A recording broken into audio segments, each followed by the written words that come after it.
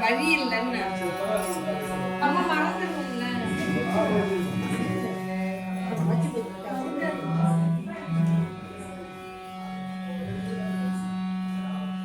எவ்வளவுதான் நம்ம பக்தர் நம்ம பகவானுடைய நாமங்களை நிறைய சொல்லிட்டே இருந்தாலும்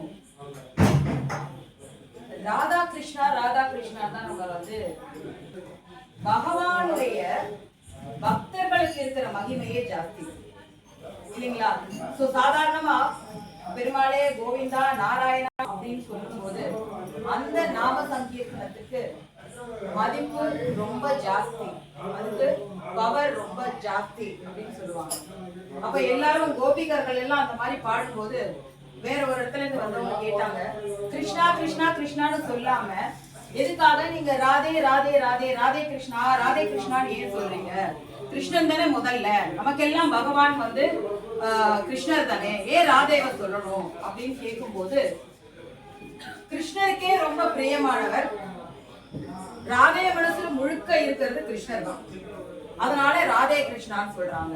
சரி, இப்படி பண்றதுனால உங்களுக்கு எல்லாம் என்ன ஒரு பெரிய பக்தி அப்படின்னு உட்கார்ந்து பார்க்கும்போது ராதே கிருஷ்ணா ராதே கிருஷ்ணான்னு சொல்லிட்டு அவங்க பாடிட்டே இருக்கும்போது ஒரு புழு அப்படியே இறந்து போயிடுது.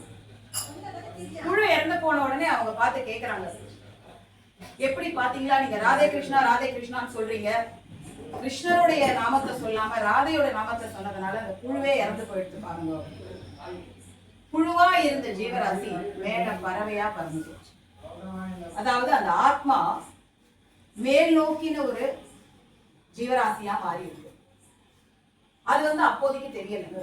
திருப்பி ராதே கிருஷ்ணான்னு சொல்லும்போது அந்த பறவை இறந்து போகுது. ஒரு பட்டாம்பூச்சியா மாறுறது, ஒரு பறவையா மாறுறது, அதுக்கப்புறம் ஒரு குழந்தையா மாறி ஓடி வெறும்னா அந்த இறந்ததை மட்டும்தான் எல்லாரும் பாக்குறாங்க. சொல்றாங்க, பாடினீங்க ராதே கிருஷ்ணான்னு சொல்லி புழு இறந்து போயிடுச்சு, பறவையும் போயிடுச்சு, பட்டாம்பூச்சி அழகா அப்படியே திறகு வச்சு படிச்சுட்டு இருந்தது, அதுவும் போயிடுச்சு. இதுதானா ராதே கிருஷ்ணாவோட மரியாதை அப்படின்னும் போது ஒரு சின்ன குழந்தை ஓடி வருது. அது கிருஷ்ணரோட அவதாரம் தான். அந்த ஓடி சொல்லுது, யாரும் அந்த மாதிரி சொல்லாதீங்க, புழுவா இருந்த நான் தான் இன்னைக்கு இந்த குழந்தையா வந்திருக்கேன். அது என்ன அப்படின்னா ஆத்ம சைத்தன்யம் மேல் நோக்கி போக வேண்டியிருக்கு. நம்ம எல்லாரும் என்ன நினைக்கிறோம்னா, ஒருத்தவங்க இறந்துட்டாங்கன்னா 16வது நாள் கழிச்சு என்ன பண்றோம், அவங்க வைகுண்ட பதவி, இறந்த உடனே நம்ம கால் அடிக்கிறது என்ன அடிக்கிறோம், வைகுண்ட பதவியை அடைந்து விட்டார்கள். உண்மையாவே அவங்க வைகுண்ட பதவி அடைஞ்சாங்களா? வைகுண்ட ஏகாதேசி ஆனா என்ன பண்றோம், நம்ம சொர்க்க வாசல் திறக்கிறாங்க, பரமபத வாசல் திறக்கிறாங்க அப்படின்னு போறோம். நம்மளோட நினைப்பெல்லாம் என்ன, 7 லோகங்களும் எங்கேயோ மேல இருக்குது தனித்தனியா, இல்லையா? 7 லோகங்களும் தனித்தனியா எங்கெங்கயோ இருக்குது அப்படின்னு நினைச்சிட்டு நம்ம பகவானை சொர்க்கலோகத்துக்கு போகணும் அப்படின்னு நினைச்சிட்டு இருக்கோம். ஆனா பகவான் நமக்கெல்லாம் என்ன சொல்றாருன்னா, ஒவ்வொரு ஏகாதசியா இருந்தாலும் அதுலயும் பர்டிகுலரா இந்த ஏகாதசி இருக்கு இல்லைங்களா, இந்த சொர்க்கவாசல் திறக்கிறாங்க இல்லையா, நம்மளுடைய இந்த மார்கழி மாசம் வரக்கூடிய இந்த நாள்ல ரொம்ப ரொம்ப உத்தித்தமான ஏகாதசி. அதுல போய் எல்லாரும் ஸ்ரீரங்கத்திலயா இருக்கட்டும், பெருமாள் கோயிலையா இருக்கட்டும், சொர்க்கவாசலுக்கு போறாங்க.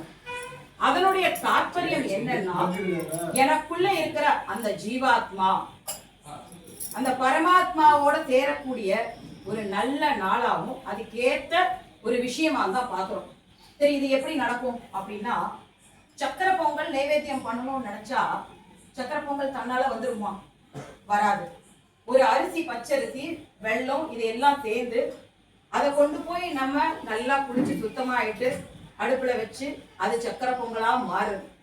அந்த மாதிரி தான் இந்த ஜீவாத்மாவும் பல பிறவிகளை எடுத்து அது பரமாத்மாவை அடையறதுக்காக பிரயத்தனம் பண்ணுது. அந்த சைத்தன்யம், நம்ம உள்ள இருக்கிற சைத்தன்யம். அப்போ இந்த ஜீவாத்மாக்களுக்கு எல்லாம் ஞாபகப்படுத்தணும் இல்லையா, உன்னுடைய எண்ணம் இங்க திருப்பி திருப்பி திருப்பி பொறுக்கிறது இல்லப்பா. இந்த ஜீவன் முடிஞ்ச உடனே இன்னொரு ஜீவன் பொறுக்கிறது இல்லை, இந்த ஜீவன் முடிஞ்ச உடனே இன்னொரு ஜீவன் பொறுக்கிறது இல்லை, பிறப்பில்லாத பேர் தான் சொல்லி நம்ம கடவுள் கிட்ட கேட்கிறோம். ஆனா அது எப்படி நடக்கும்? அப்போ கடவுளே என்ன சொல்றாரு, இந்த மாதிரி எல்லாம் நாட்கள் இருக்கு, உன்னுடைய ஜீவாத்மாவை மேல் நோக்கி, உன்னுடைய சைத்தன்யத்தை மேல் நோக்கி கொண்டு போப்பா.